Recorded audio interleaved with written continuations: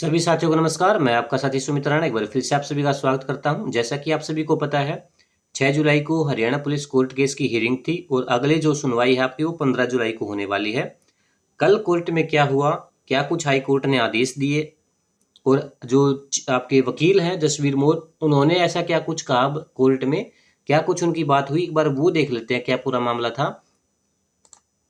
यदि आप हमारे चैनल पर नए तो चैनल को सब्सक्राइब जरूर कीजिए।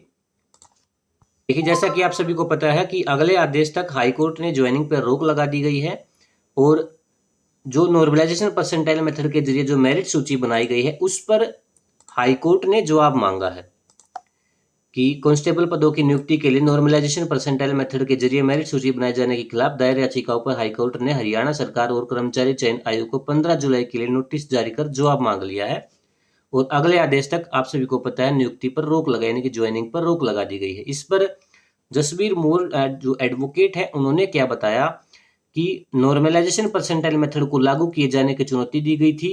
सुनवाई के दौरान आयोग ने हाईकोर्ट को बताया था कि भारतीय सांख्यिकी संस्थान दिल्ली के परामर्श पर आयोग ने यह मेथड अपनाया है। आगे देख लेते हैं, अगले पृष्ठ 2 पे है पूरी की पूरी खबर।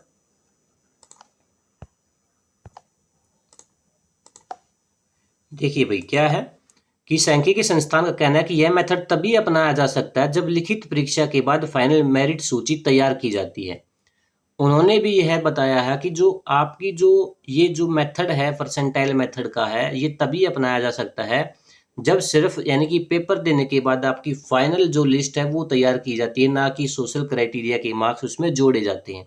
ये जो मेन खबर है, ये खबर की मेन पॉइंट यही है।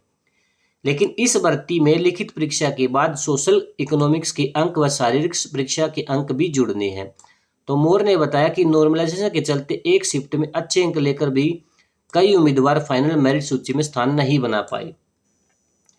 पिछली सुनवाई में क्या हुआ था कि कोर्ट ने आयोग को आदेश दिया था, एचएसएससी को आदेश दिया था कि वह बगैर नॉर्मलाइजेशन की हर शिफ्ट के टॉप 50 सूची देकर यह बताए कि नॉर्मलाइजेशन के बाद उनका फाइनल मेरिट सूची में नाम आएगा या नहीं आया। मैं जो यानी कि 50 टॉप कैंडिडेट आप ऊपर वाले उठाओ और नॉर्मलाइजेशन करो, आप ये बताओ उनमें से उन 50 में से किसका नॉर्मलाइजेशन के बाद नाम आया या नहीं आया।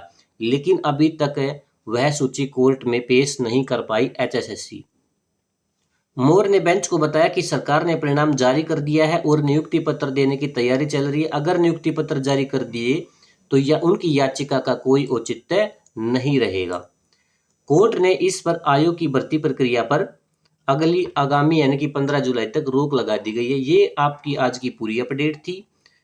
इसका जो मेन पॉइंट वो क्या है कि भाई आप परसेंटाइल मेथड को इस्तेमाल कर सकते हो, लेकिन जब सोशल क्राइटेरिया के मार्क्स अगर उसमें जुड़ रहे हैं तो उसमें आप इस चीज को इस्तेमाल नहीं कर सकते, यानी कि तब ये इस्तेमाल नहीं हो सकता।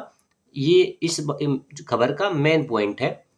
और आप नॉर्मलाइजेशन आप जो हाई कोर्ट ने कहा था कि आप भाई टॉप जो 50 ऊपर वाले कैंडिडेट है, अगर नॉर्मलाइजेशन करने के बाद उनका सिलेक्शन हो रहा है यानी कि टॉप कैंडिडेट का भी सिलेक्शन हो रहा है, तो वो आप हमें सूची तैयार करके दे दीजिए कि नॉर्मलाइजेशन के बाद इन टॉप कैंडिडेट का सिलेक्शन हो रहा है। लेकिन वो सूची अभी तक दी नहीं गई है।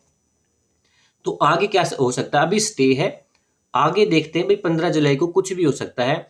हो सकता है कि आपका जो नॉर्मलाइजेशन है वो ना भी लगे। ऐसा जरूरी नहीं कि जो आपका रिजल्ट है वो नॉर्मलाइजेशन तरीके से ही आए। वो नॉर्मलाइजेशन तरीका यानी कि जो सोशल क्राइटेरिया के मार्क्स उस पर अप्लाई नहीं हो रहा है। तो जो पूरी अपडेट है वो 15 जुलाई तक के बाद ही मिलेगी।